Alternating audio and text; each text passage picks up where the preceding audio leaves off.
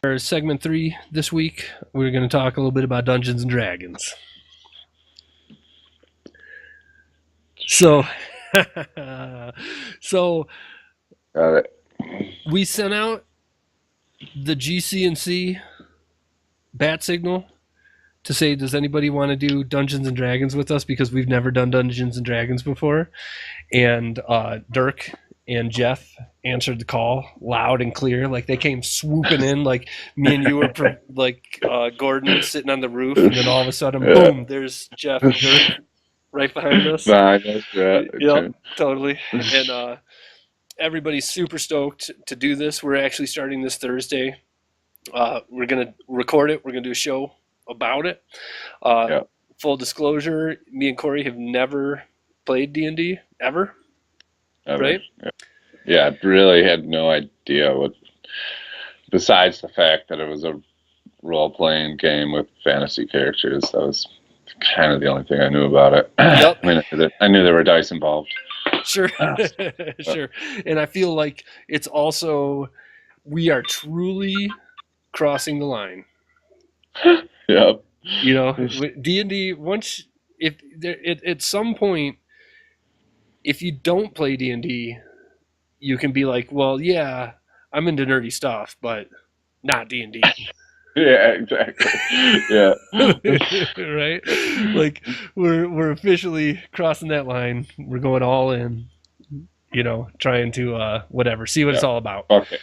Yep. Look at me as well. Yep, exactly. So I feel like I crossed that line mentally years ago. So right. I just, at this point, I'm down, and it sounds like it's gonna be fucking sweet. Yeah, totally. Definitely appreciate the amount of enthusiasm and seriousness that Dirk is putting into his role as DM, for sure. Shout outs to Dirk. Shout outs to Dirk. Sounds like he's giving it his all, and to make us an awesome experience. Yeah, definitely. So I would definitely recommend checking out our show that we're going to put out around it. I would just kind of want to this is like the me and you pre-show where, just wanted to kind of talk through our thoughts about, the whole thing before we start it. I feel like myself, okay, so I realize that D&D is people imagining a story, and obviously the DM is the one in charge of it. So depending on how your DM wants to play it will definitely make it a totally different experience from one to the next or whatnot. Super interesting as I'm, as we're being called upon to kind of create our characters and our backstories and whatnot. Right. Jumping on the internet and doing some research around the history of what you can pick from your character, and it's real clear that this is the D&D universes are a story that's been written for 50 plus years at this point. Yeah. So it's crazy. Like, I feel like I could write a book about my guy's history the more that I research, the areas that they're from and things like that. Yeah, that's the thing. Like, I thought it was, and just, I'd had a couple friends that have played D&D, and I thought creating a character was just kind of making up a story about them and picking your race and class. But it's like, if you've never played before, and creating a backstory, unless you want to be from Ravenloft or whatever, you gotta do some research. Like, there's a whole history. So don't make a story that I'm just gonna be an elf. Yeah, and then okay, they're from these different cities and these different realms, and then okay, now I have to read about the history of every city and line it up with what best possibly fits my elf. And I don't know, maybe I'm overthinking it, but I don't think you are. I think you're underthinking it. I know. Yeah. That's the thing. Yeah. But that's sweet. Cool, right? Yeah. Oh yeah. It's just like playing on Thursday. It's fucking crunch time. I gotta do some research. Yeah. Yep, totally. I mean, but yeah, hyped for it though. Yep, definitely.